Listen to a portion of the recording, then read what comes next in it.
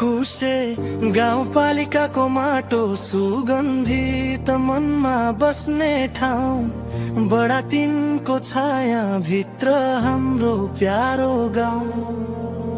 तापुचौरको बिहानी सुनौलो घामसँगै यही मेरो सपना फुल्छ यही मुटु रम्छ सँगै।